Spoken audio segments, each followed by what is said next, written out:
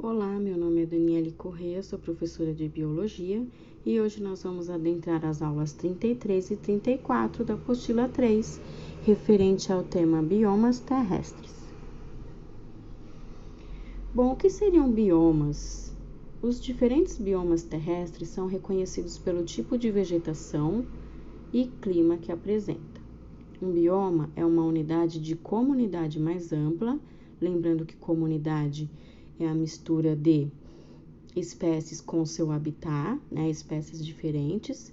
Então, um bioma é a unidade de uma comunidade mais ampla que podemos reconhecer, onde os fatores climáticos interagem com a biota, ou seja, os organismos vivos.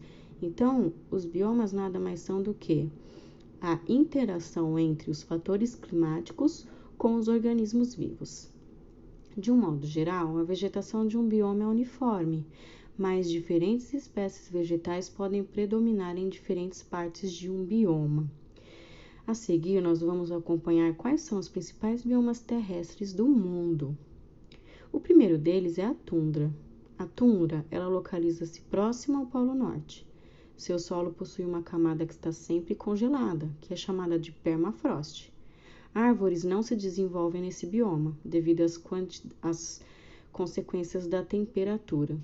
A vegetação é constituída por musgos, líquens e arbustos, que não crescem muito. A fauna é formada por ursos polares, que possuem um controle da temperatura e conseguem sobreviver a esse ambiente gelado. Bois almiscarados, lobos e raposas também compõem essa fauna, pois possuem as mesmas características. Então, nós podemos encontrar esse tipo de bioma em localizações geladas, que possuem essa camada de gelo, que possuem uma vegetação pequena, porque não tem muita luz do sol para fazer fotossíntese e para se desenvolver, e uma fauna que é composta por animais que conseguem sobreviver aí a essas temperaturas mais baixas. A segunda é a taiga, também chamada de floresta de coníferas, localiza-se no hemisfério norte ao sul da tundra, tá? Então ela é próxima aí da tundra. Sua vegetação é constituída por árvores do tipo coníferas, que são adaptadas ao clima frio. Lembrando que as coníferas são os famosos pinheiros. Renas, alces, veados, lobos, urso polares, linces e esquilos estão entre os animais desse bioma.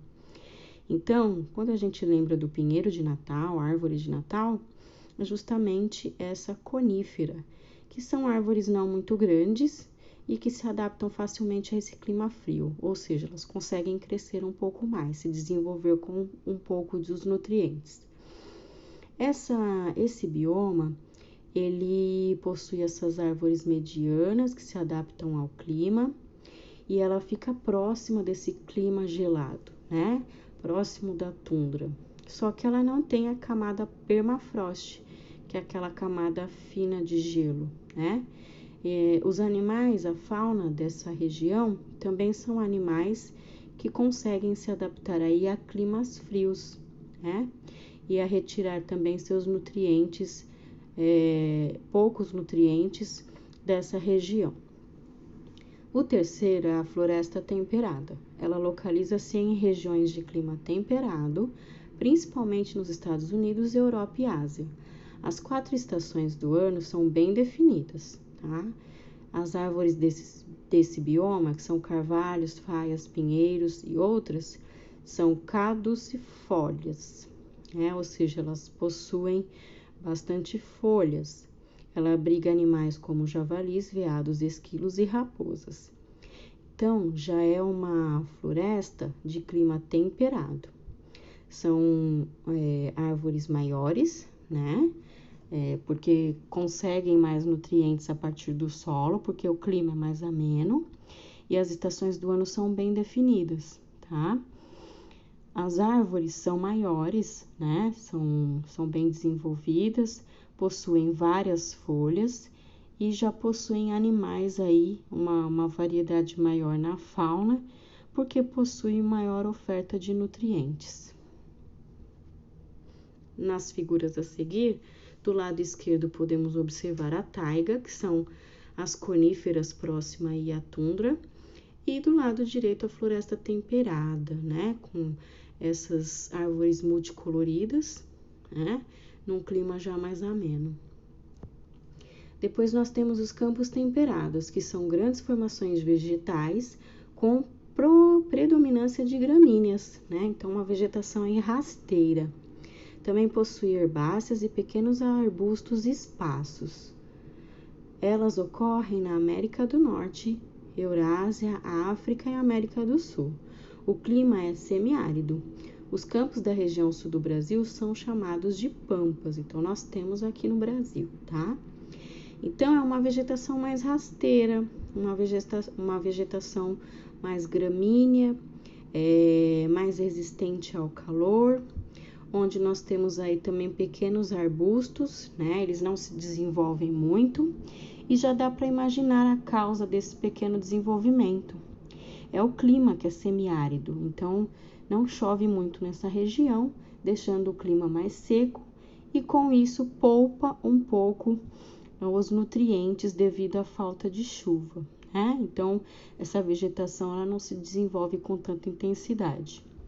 Nós temos os pampas na região sul do Brasil, onde a gente verifica vasta região gramínea com esses pequenos arbustos que servem de pastos, né? Muitas vezes aí para gados. Depois nós temos a floresta tropical. Ela é encontrada nos trópicos, sendo a Amazônia a maior área desse bioma. Caracteriza-se por temperaturas elevadas e chuvas abundantes. Sua vegetação é densa e heterogênea, com árvores de várias alturas. É o bioma com maior diversidade de vegetais e animais. Então, aí nós temos a nossa Amazônia, né? E já dá para se imaginar por que ela é caracterizada com uma vegetação densa e heterogênea. O clima é quente e a chuva é abundante. Com isso, nós temos aí maior oferta de nutrientes. Então, muita vegetação se desenvolve devido à oferta grande de nutrientes que esse clima proporciona. Por isso que é uma floresta riquíssima, densa e heterogênea. E quanto mais ofertas de nutrientes e mais vegetação nós temos, maior é a fauna desse lugar. Então, também temos uma maior diversidade de animais. Podemos encontrar várias espécies na Amazônia devido a isso. Quanto mais nutrientes, mais vegetação, mais fauna também é possível de se encontrar. Na figura abaixo, à esquerda, nós temos aí então o campo temperado e à direita a nossa Amazônia, representando a floresta tropical. Depois, nós temos os campos tropicais, que são típicas de regiões de clima tropical. As savanas mais conhecidas são africanas, onde vivem leões, girafas, elefantes, zebras, entre outros. Também ocorrem na América do Sul e Austrália. Sua vegetação é formada por gramíneas e árvores esparsas. Então, esse campo tropical, ele é bem resistente ao calor, né? E com isso ele é bem semelhante ao outro campo, que é os pampas que nós vimos anteriormente. Sobrevive a altas temperaturas, mas a vegetação não se desenvolve tanto. Então é uma grama esparsa com pouca vegetação, tá? Poucas árvores. E os animais também são bem resistentes à temperatura. Então nós temos aí animais mais carnívoros, né? No caso o leão, ou animais, por exemplo, no caso da girafa, que consegue seu alimento porque tem uma certa altura para conseguir alcançar a vegetação, né? Enfim, são animais bem adaptados a esse tipo de região e clima. Depois nós temos o bosque de arbustos, chamado de chaparral também, como é conhecido. É uma espécie de matagal encontrado no sul da Europa, norte da África, sul da América do Sul e pequenas áreas do sul da Califórnia, da África e da Austrália. É um bioma característico de clima mediterrâneo. Biomas similares são encontrados na bacia do Mediterrâneo, região central do Chile, região do Cabo da África do Sul e nas regiões oeste e sul da Austrália. Esse bosque de arbustos, o próprio nome já diz, é uma espécie de matagal, ou seja, é uma vegetação rica, mas rica somente em arbustos, não tem árvores, né, grandes, ou seja, devido ao clima mediterrâneo, essa vegetação só é possível se desenvolver em pequena quantidade, que é a questão dos arbustos que não tem um desenvolvimento por completo. Então, ela é bem extensa, mas ela é composta de arbustos, eles não crescem muito além disso, tá? Em seguida, nós temos os desertos, que o bioma denominado deserto é encontrado em regiões de baixa umidade, onde existe uma grande variação na temperatura ao longo do dia, com pouca ou quase nenhuma precipitação ao longo do ano, e o clima predominantemente seco. Então, o deserto é um bioma com a temperatura mais elevada e pouquíssima umidade. Então, como nós temos essa variação de temperatura, com nenhuma precipitação de chuva quase ao longo do ano, o clima é muito seco. Poucos animais sobrevivem, então tem uma flora muito rara, né? Entre eles nós podemos contemplar aí os camelos, tá? E vegetação praticamente não existe, visto que não tem aporte de nutrientes porque não existe água. Então o solo é muito pobre em nutrientes. Então, a vegetação é quase inexistente.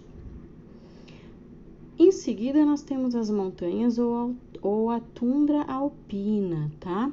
A tundra alpina encontra-se em vários países e situa-se no topo das altas montanhas.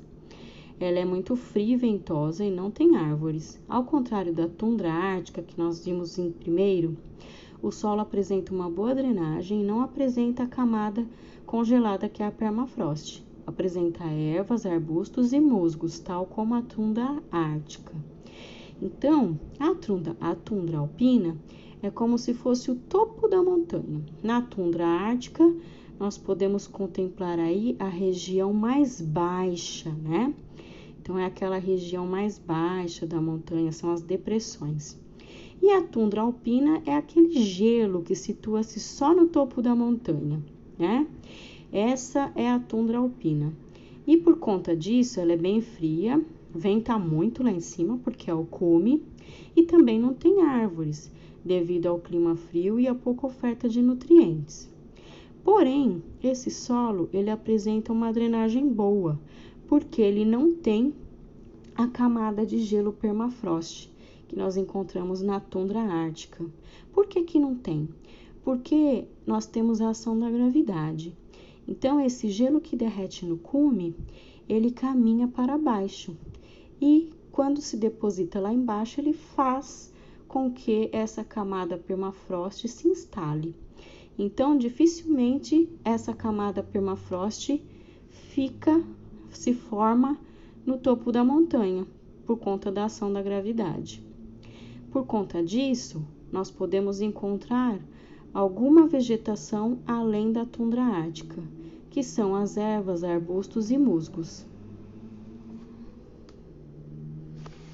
Bom, agora que vocês contemplaram essa aula, gostaria que vocês realizassem os exercícios adicionais do 20 ao 38 e me enviassem por e-mail até a data destacada. Bons estudos e até a próxima!